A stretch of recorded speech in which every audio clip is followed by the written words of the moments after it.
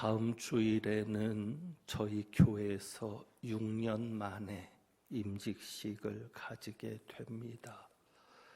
임직식을 앞에 두고 보니까 이전에 들었던 이야기가 생각이 납니다.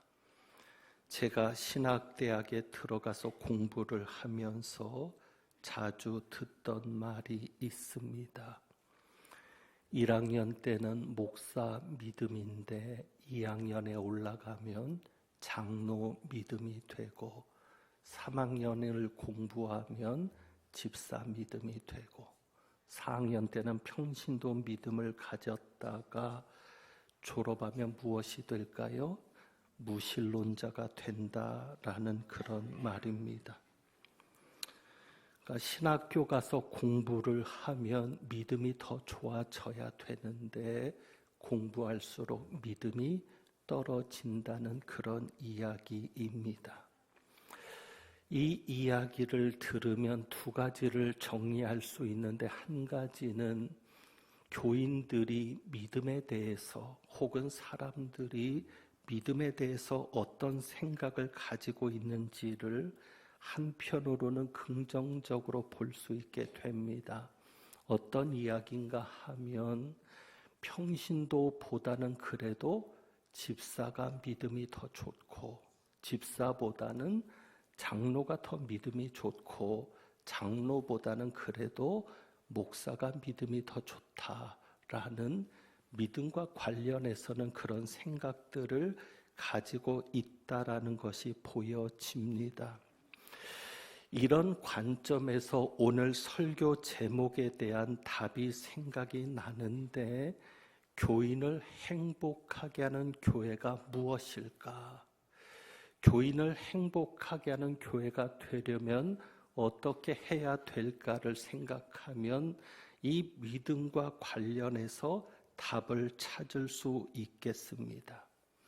그러니까 교인을 행복하게 하는 교회는 직분에 맞는 믿음을 가지고 봉사하는 교회일 것입니다. 그러니까 직분을 맡은 자들이 직분에 맞는 믿음을 가지고 있을 때 그 교회는 행복한 교회라 할 것입니다.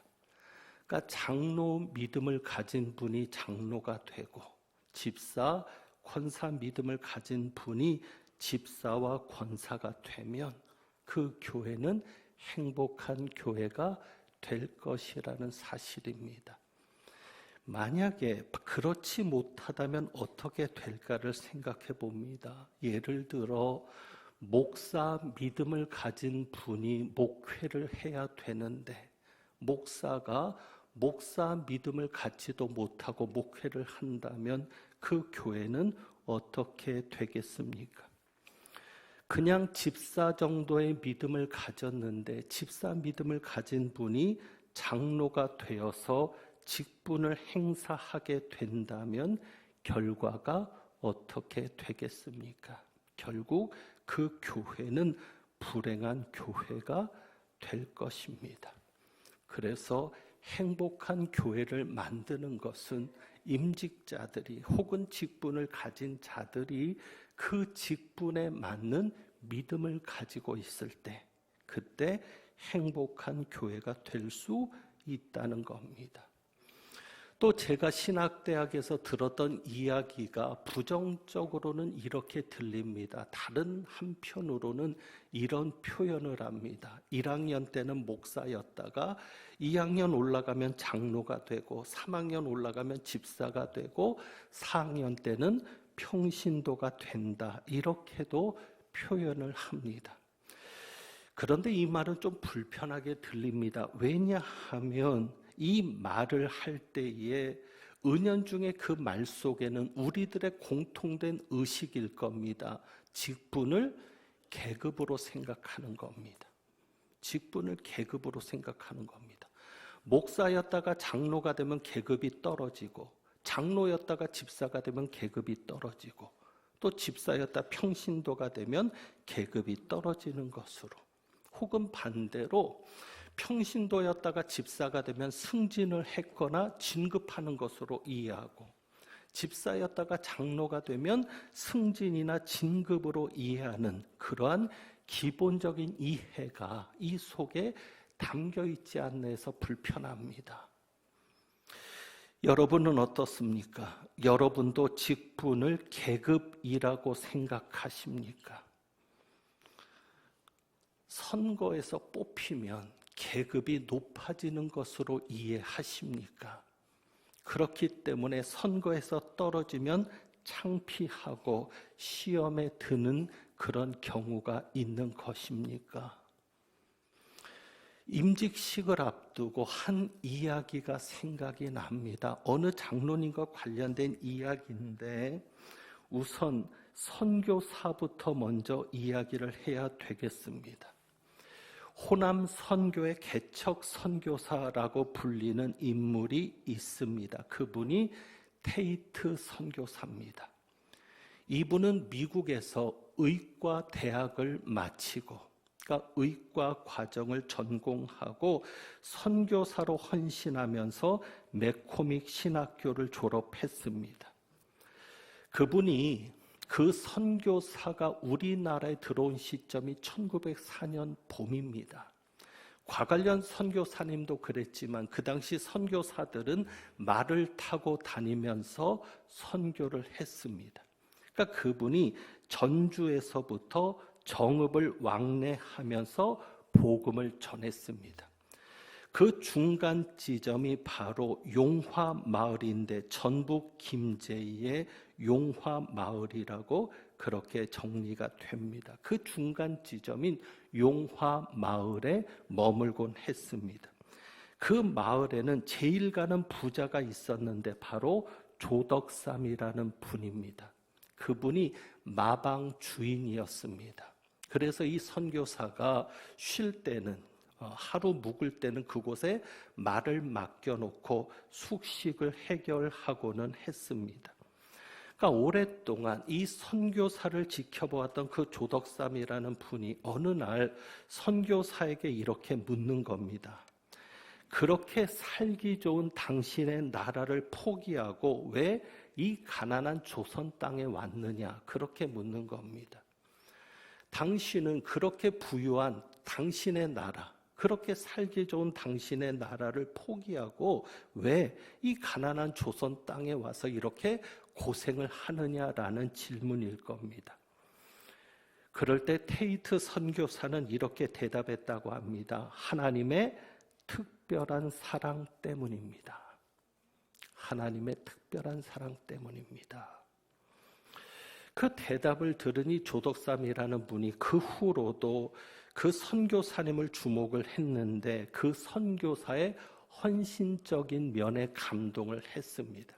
그래서 자기 집 사랑채를 예배를 드릴 수 있는 장소로 내어 주었다는 겁니다. 바로 그것이 1905년 김제 금산교회의 출발점이 되었습니다. 그리고 그 조덕삼이라는 분의 집에는 한 인물이 있는데 그가 바로 이자익이라는 분입니다. 이자익은 17살에 조덕삼을 만납니다. 이자익이라는 분은 경남 남해가 고향인데 고향에서 먹고 살기가 힘드니까 무작정 집을 나와서 오던 중에 바로 이 용화마을에서 조덕삼을 만나는 겁니다. 이 조덕삼은 이 자익을 자기의 마방에서 일을 하도록 머슴으로 고용을 했습니다. 근데 이 자익은 소학교도 제대로 나오지 못하고 공부를 전혀 하지 못했는데 총명했던 것 같습니다. 그 조덕삼의 아들이 천자문을 배울 때 그 어깨 너머로 그 천자문을 외우는 모습을 보고는 조덕삼이 자기 아들과 함께 공부를 할 수 있도록 배려를 한 겁니다. 그리고는 함께 금산교회를 다녔다고 합니다. 그리고는 3년이 지났습니다. 1907년에 금산교에서 장로 투표를 하게 되었습니다. 그런데 문제가 생겼습니다. 장로 투표를 했는데 머슴인 이자익 이분이 장로 투표에 당선이 되고 정작 주인인 조덕삼 이 분은 떨어진 겁니다.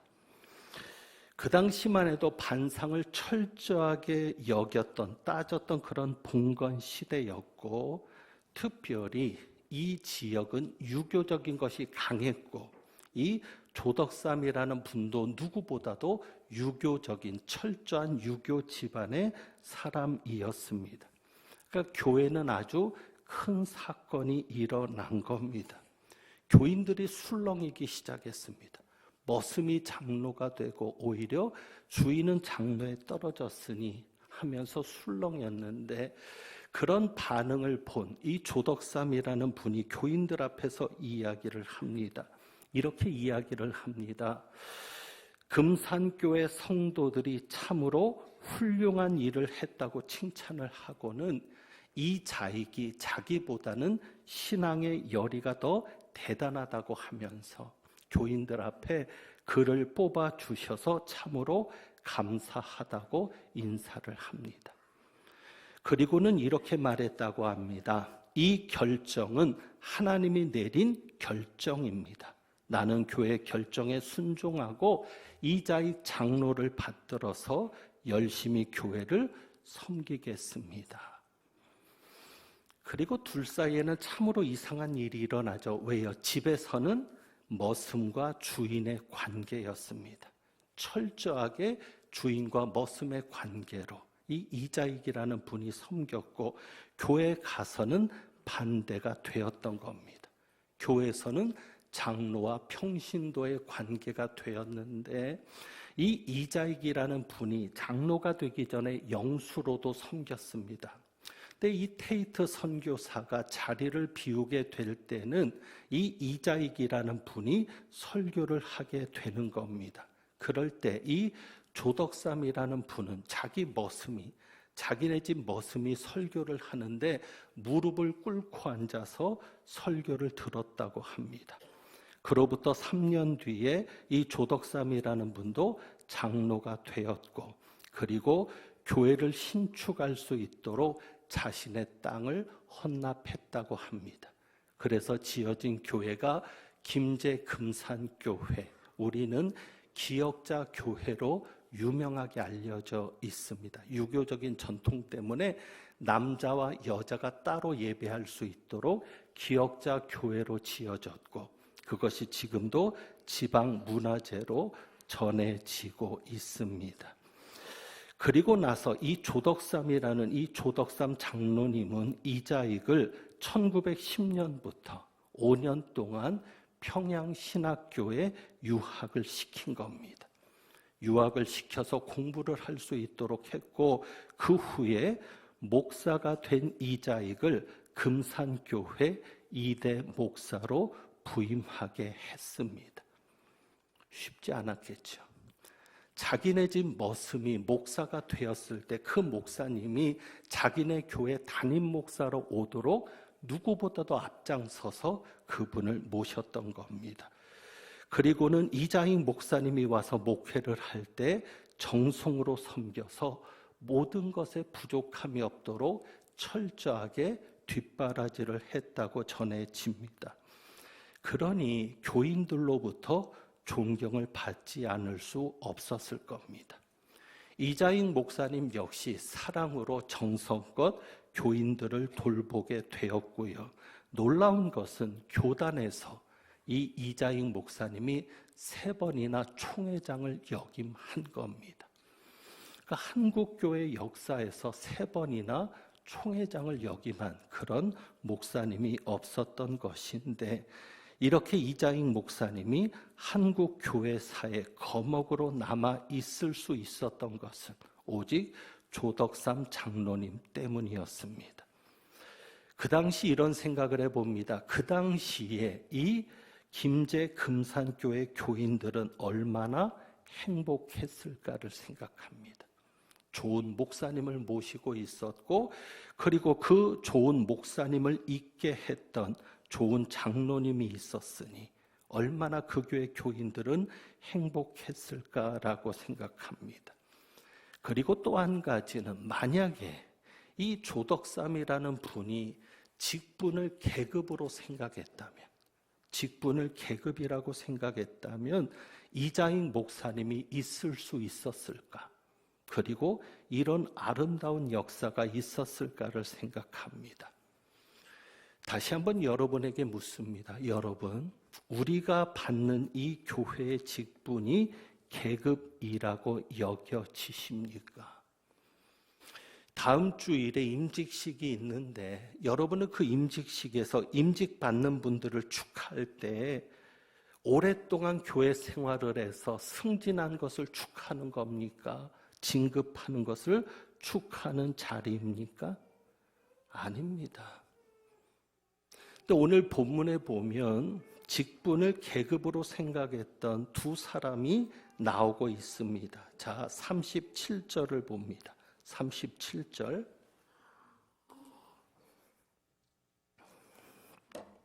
두 사람의 이름은 35절에 보면 야고보와 요한입니다.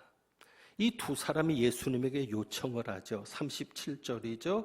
주의 영광 중에서 우리를 하나는 주의 우편에 하나는 좌편에 앉게 하여 주옵소서라는 것인데, 선생님께서 영광스럽게 될 때, 그러니까 이들은 천국에서 예수님이 보좌에 앉는 그것을 생각하는 게 아닙니다.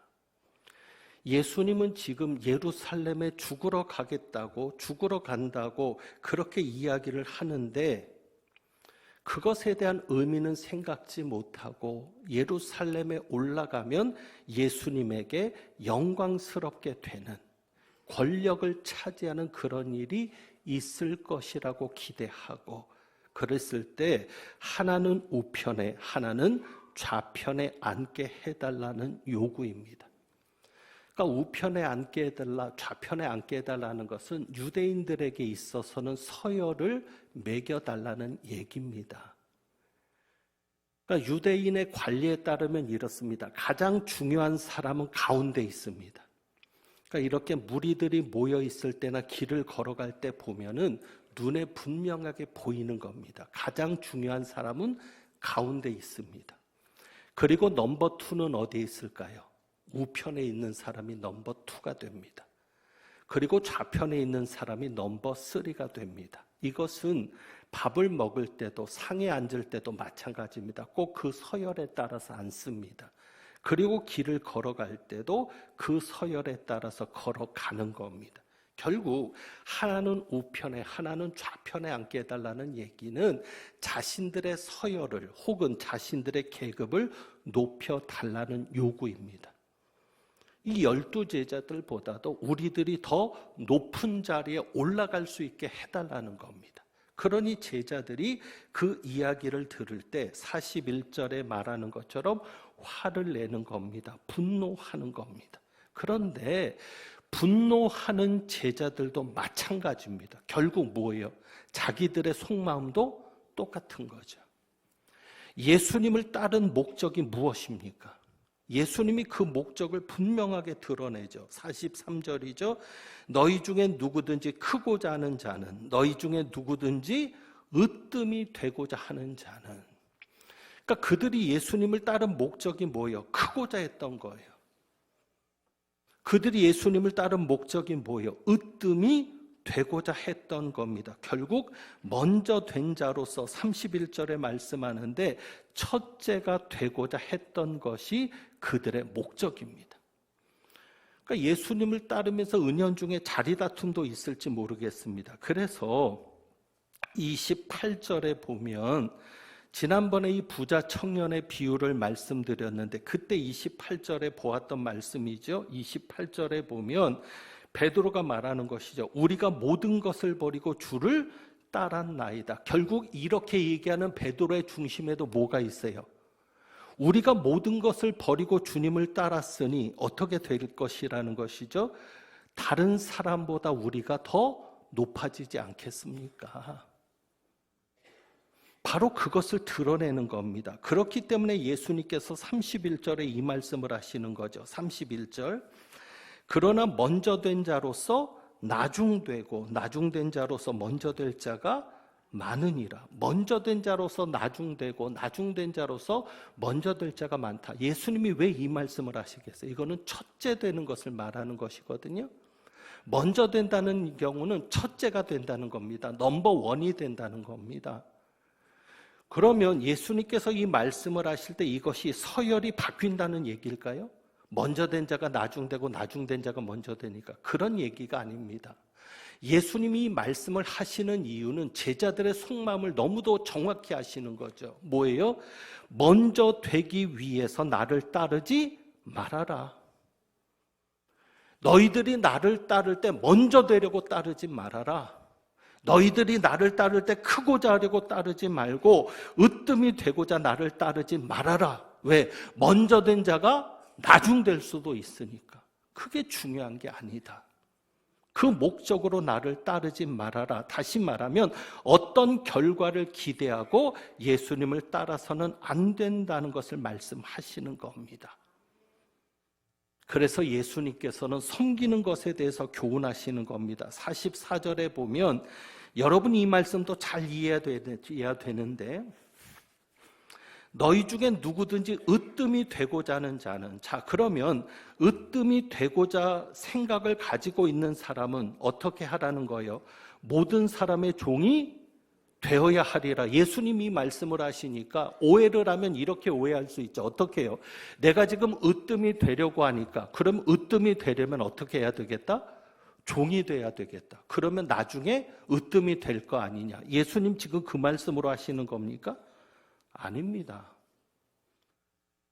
정확하게 말하면 이런 겁니다. 너희 중에 으뜸이 되고자 하는 자는 회개해라. 너희 중에 크고자 하는 자는 회개해라. 크기 위해서 섬기는 자가 되고 으뜸이 되기 위해서 종이 되라. 그 얘기가 아니라 회개해라. 너희 중에 혹시 크고자 하는 마음을 가지고 으뜸이 되고자 하는 마음을 가지고 있다면 회개하고 그냥 어떻게 해라? 섬기는 자가 되고 그냥 종이 되어라. 그리고 결과는 누구에게 있으니까? 하나님에게 있으니까. 어떤 의도를 가지고 그렇게 하지 말라는 것이죠. 예수님께서는 그냥 단순하게 섬기는 것을 말씀하시는 겁니다. 종이 되는 것을 말씀하는 겁니다.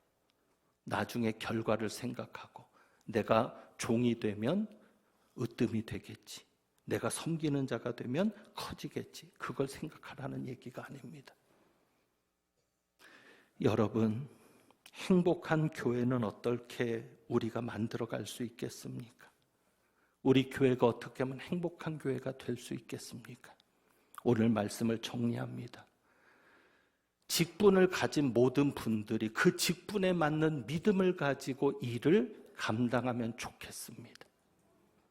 세상에서는 그것을 능력이 되는 사람에게 일을 맡긴다라고 얘기할지 모르겠지만 교회는 믿음이 있는 사람에게 일을 맡기는 겁니다.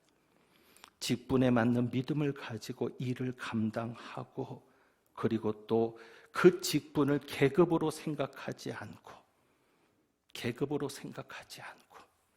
그저 섬기는 자리에서 종의 자리에서 일을 감당하는 일꾼들이 세워지기를 원합니다. 오늘 세례식이 있습니다. 우리가 하나님을 섬기는 것은 오직 하나입니다. 우리를 구원해 주셨기 때문입니다. 다른 이유는 없습니다. 처음 세례를 받을 때 그 구원의 감격, 나도 이제 하나님의 자녀가 되었다는 그 감격으로 오늘까지 교회를 섬겨 왔습니다. 바로 그 감격을 가지고 계급이라 여기지 않고 그저 섬기는 종의 모습으로 일을 감당하는 우리 모두가 되기를 주님의 이름으로 부탁합니다.